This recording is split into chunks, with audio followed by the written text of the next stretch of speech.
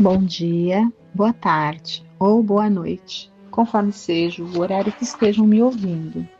Dando sequência ao nosso estudo dessa obra maravilhosa que é Paulo Estevam, essa obra que foi psicografada pelo Chico Xavier, através do Espírito Emmanuel, né?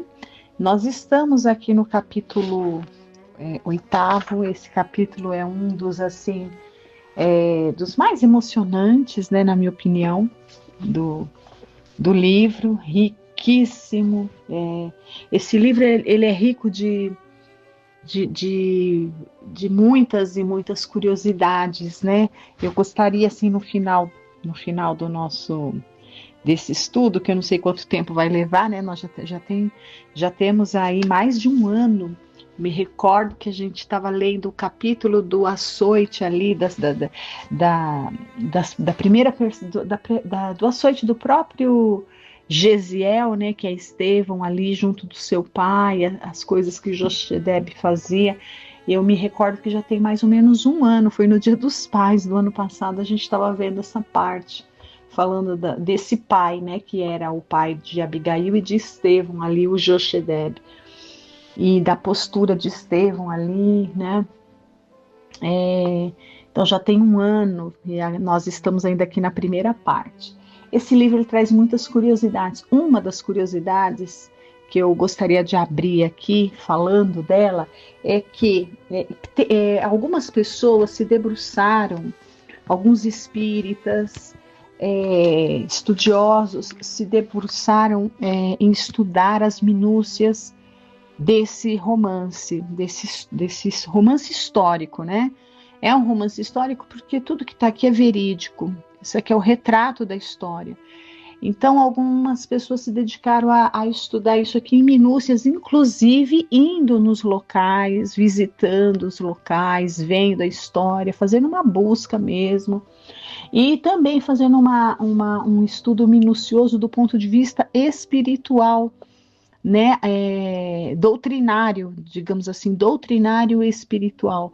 E uma das descobertas que esses estudiosos fizeram é que Estevão, Gesiel barra Estevão, né? Gesiel é o seu nome de nascença, Estevão é o nome que ele recebe ali, recebe não, ele adota após conhecer ali os homens do caminho, após ser amparado ali, e ele deveria mesmo mudar a sua identidade, graças ao favor que ele devia a um romano. Ele não poderia continuar com o mesmo nome para não comprometer um romano que salvou sua vida. Então ele precisaria mudar de nome, e ele adotou esse nome Estevão, né? Como nós vimos. Mas uma curiosidade a respeito desse personagem, né, desse mártir, desse grande espírito, que nós já falamos aqui, algumas situações que Emmanuel afirmou ali para Chico Xavier, para algumas pessoas que o indagavam, que na época do cristianismo primitivo, alguns espíritos ali de uma hierarquia muito superior até a dos próprios discípulos, né? Alguns nomes foram citados e o nome de Estevão estava entre eles. É por isso que a gente percebe essa identidade tão... ele ali naquela época, ele já tinha uma compreensão do Cristo muito mais exata do que a dos próprios discípulos, né? De modo que alguns achavam que ele era até ousado demais, porque ficava querendo se parecer demais com Jesus. Mas não é que ele queria se parecer demais com Jesus, era a condição dele que já era um pouco, digamos, mais próxima de Jesus, né? E uma outra curiosidade, que é a que eu vou dizer agora, é que nesse romance aqui, quando a gente pega o Evangelho segundo o Espiritismo e nós vimos ali a descrição do homem de bem, e a gente fica, né, de boca aberta pensando assim, meu Deus, que difícil, será que existe um?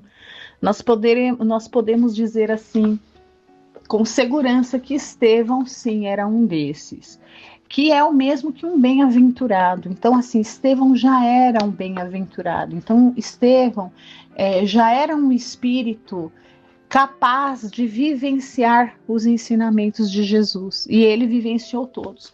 E aqui a curiosidade que eu trago desse livro, desses estudiosos, é que em ordem, aqui desde o começo do livro até o final, durante a vida, em sua vida, exemplos de vida de Estevão, ele exemplificou todas as bem-aventuranças. Ele vivenciou, ele vivenciou todas as bem-aventuranças ali, em ordem cronológica, de uma a uma, até essa daqui no final de dar a sua própria vida, de ser perseguido, né, em nome de Jesus, sofrer calúnia, sofrer martírios e tudo mais. Então, era um espírito, e a gente sabe que as bem-aventuranças, ela tem a ver ali com a condição espiritual, né? E as bem-aventuranças ali, as últimas,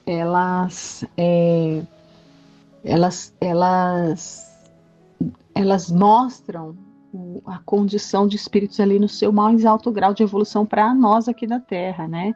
Então, o Estevão, nessa obra, a gente verifica que ele deu exemplo, ele vivenciou em ordem cronológica cada uma das bem-aventuranças, né? E hoje a gente vai aqui continuar, então era só essa curiosidade, né? Que quem tiver assim, alguma curiosidade a mais para conhecer os detalhes, tem um espírita chamado Altino Majeste, e ele é mineiro, mas ele não mora aqui no Brasil, ele mora na Europa, e é um profundo estudioso dos romances históricos de Emmanuel, né? E ele dedica a vida dele fazendo vários estudos assim. Ele já estava sempre presente ali na Mansão do Caminho, respondendo algumas perguntas. É um profundo conhecedor da doutrina, né? Junto com o Divaldo, ele estava sempre ali respondendo. E ele tem ali, quem tiver interesse, né, buscar pelo nome dele, Altino Majeste.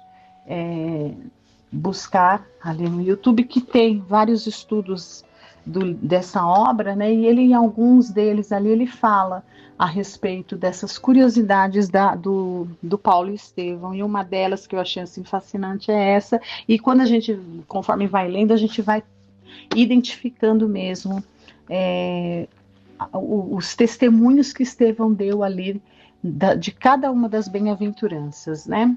Vivenciou cada uma delas.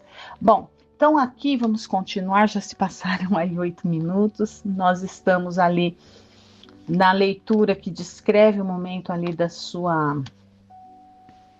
do seu martírio, né?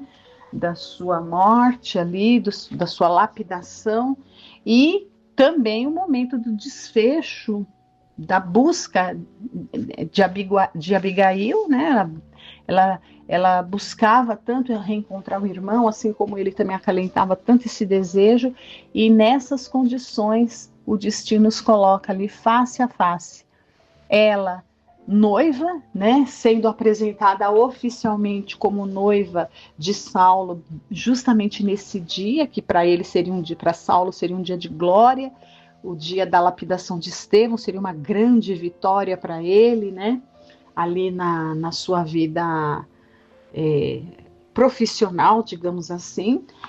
Então ele queria apresentar sua noiva para a família, para os amigos, para a sociedade, numa data de glória, de júbilo na sua vida profissional, que era justamente ele condenar uma pessoa ali de grande vulto entre os homens do caminho da época, né?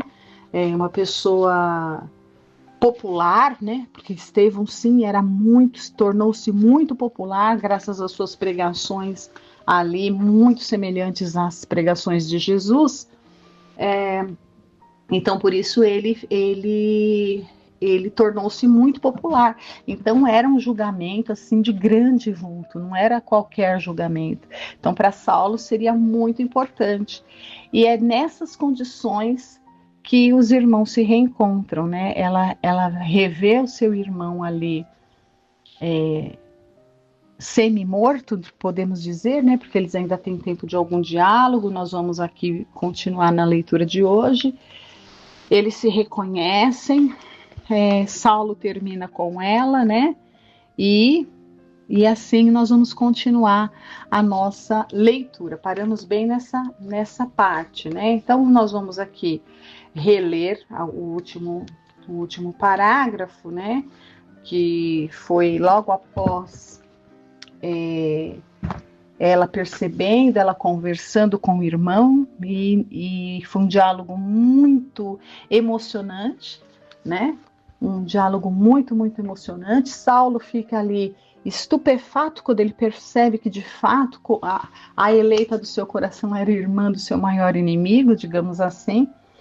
Mas a grandeza, né, de Estevão nessa hora, quando ele descobre que Abigail é noiva de Saulo, ele diz assim,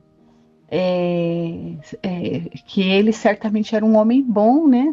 Ele fala para a irmã, olha, não fique com raiva dele por causa disso, ele vai ser um excelente esposo para você, ele é valoroso, e se ele defendeu Moisés com toda essa energia, imagine quando ele conhecer a Jesus. Olha que sabedoria, né? Então, se Moisés ele defendeu com essa, né?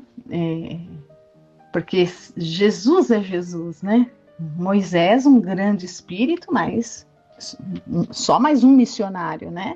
Mas Jesus é o mestre. Então, ele com essa clareza, ele diz, se Moisés, ele defendeu dessa maneira, imagine quando ele conhecer Jesus, ou seja, imagine quando ele perceber que o Messias, né, que o mestre, o maior, né, quando ele conhecer, como que ele não vai fazer.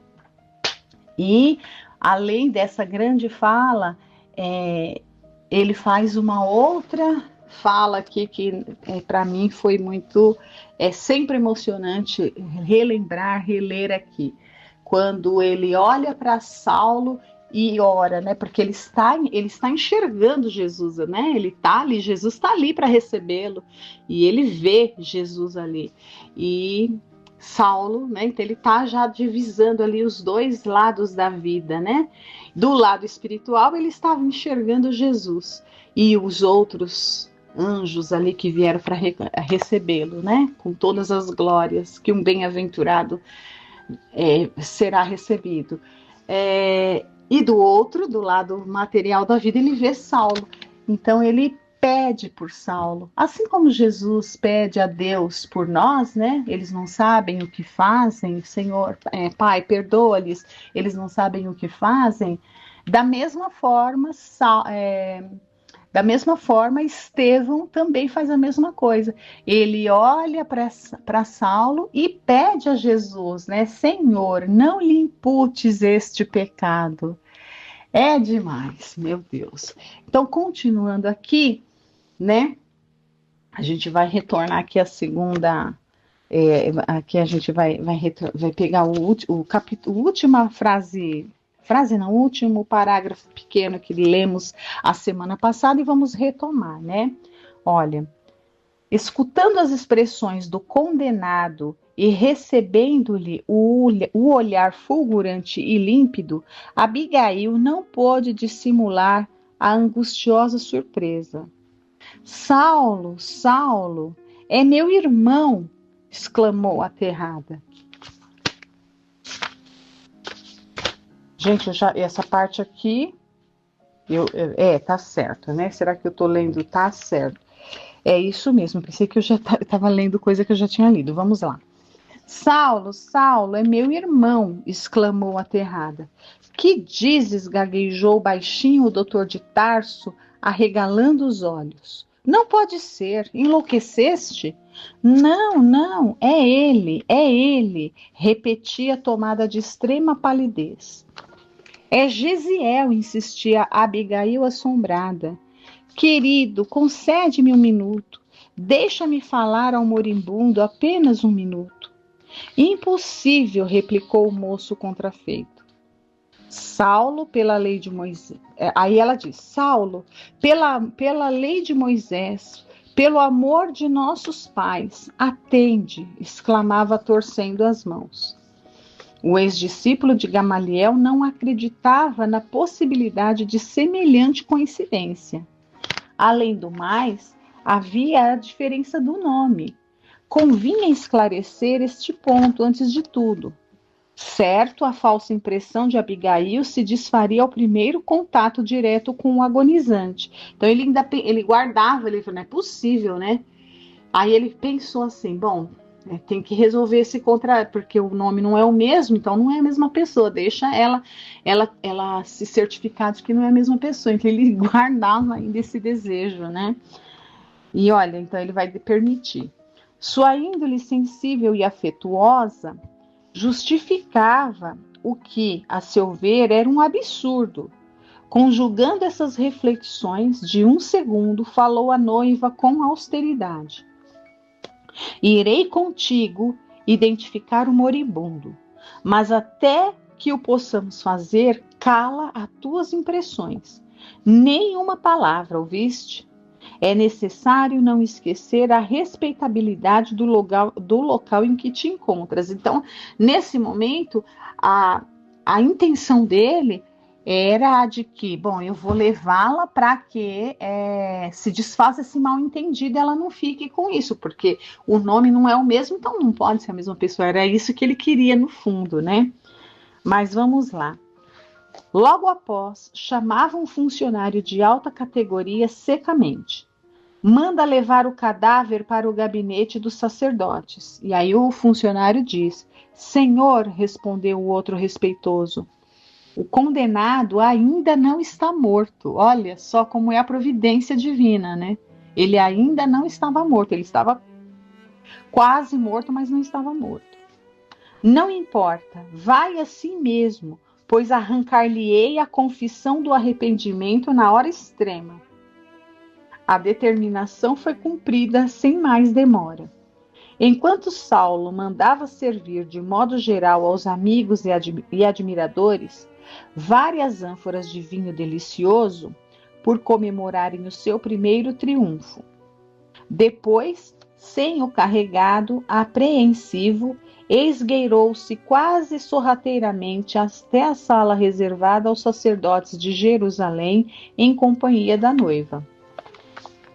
Atravessando os grupos que o saudavam com frenéticas aclamações, então era a noite de glória dele, né? O moço tarsense parecia alheado de si mesmo. Conduzia Abigail pelo braço delicadamente, mas não lhe dirigia a palavra. Então, ele estava muito apreensivo, estava com muita bronca ali, né? A surpresa emudecera-o. E se Estevão fosse de fato aquele Gesiel que aguardavam com tamanha ansiedade, que eles estavam procurando, né?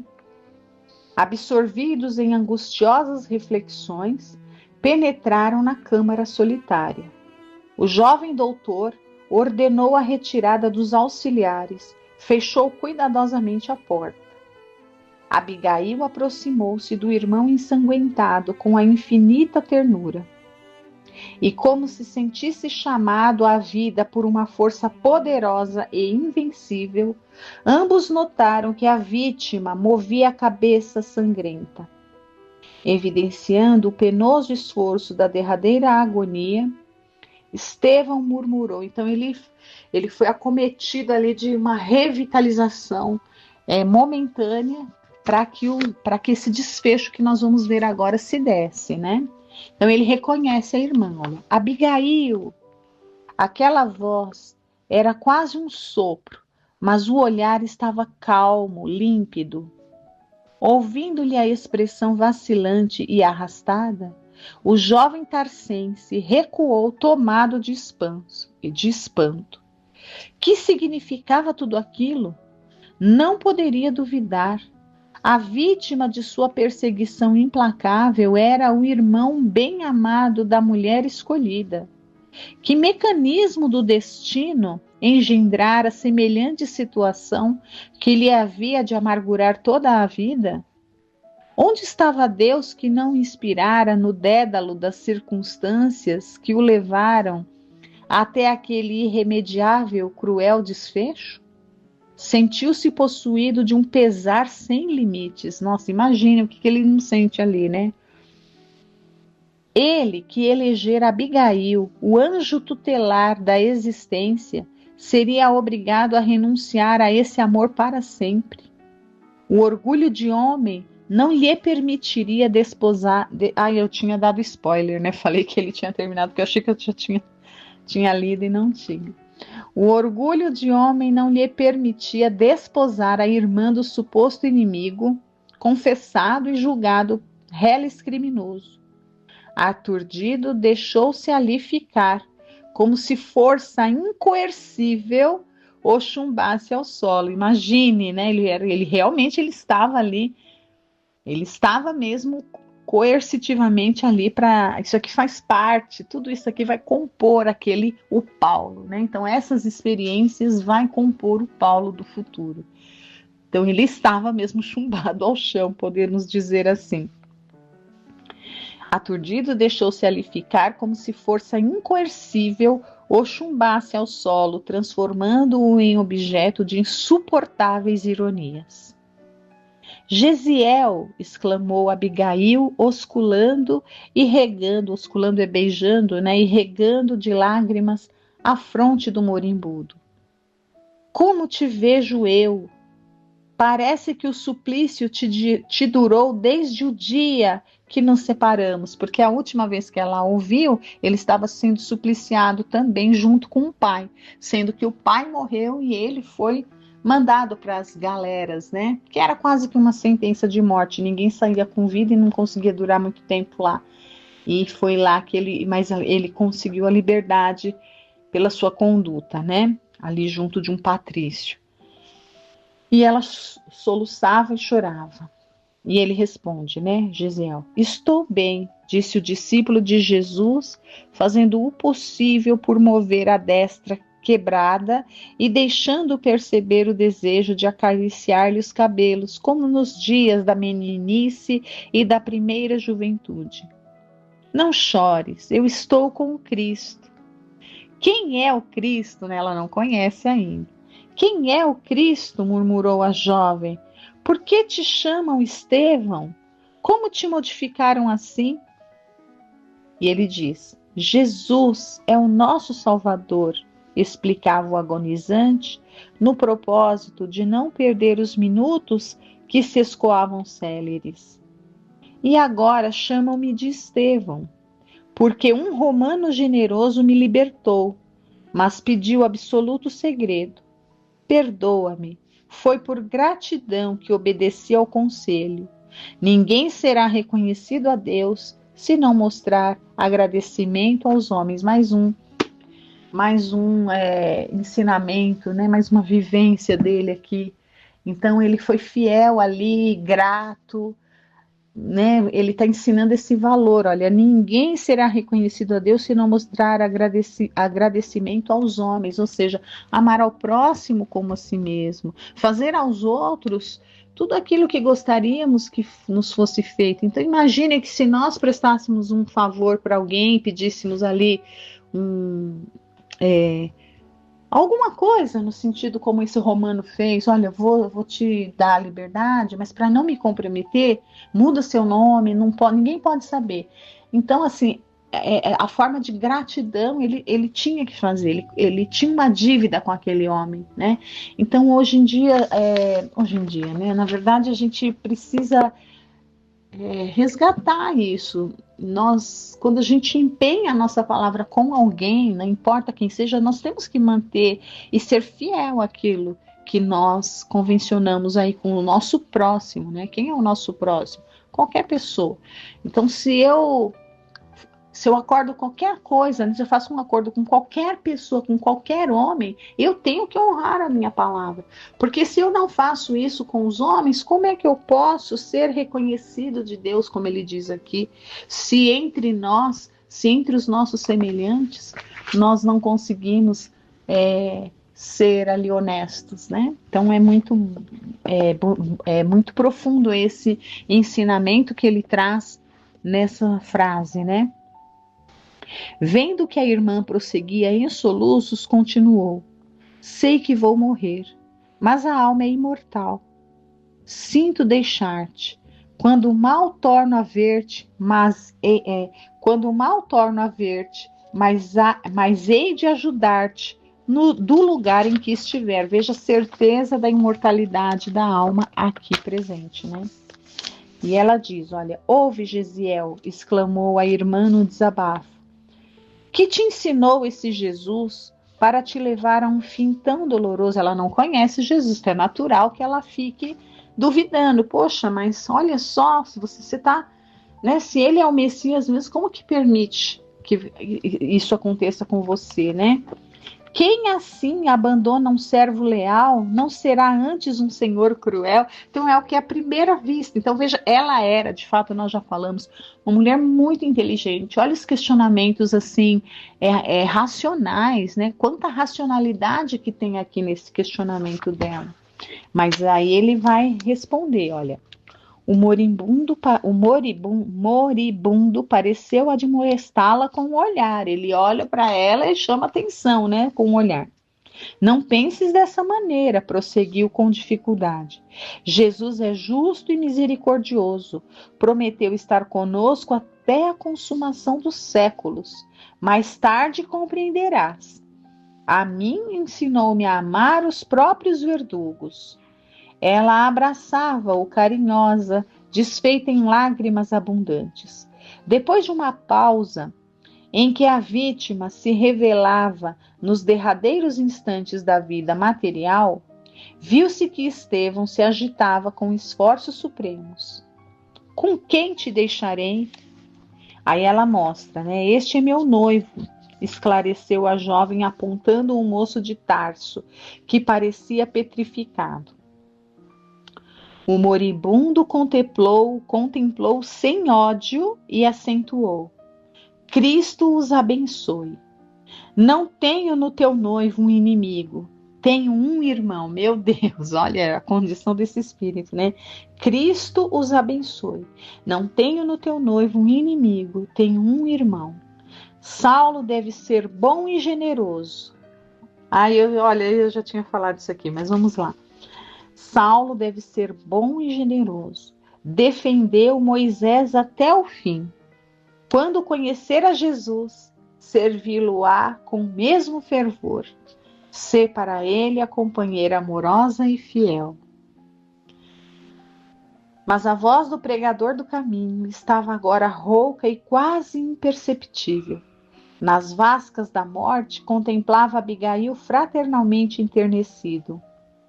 Ouvindo-lhe as últimas frases, o doutor de Tarso fizera-se lívido.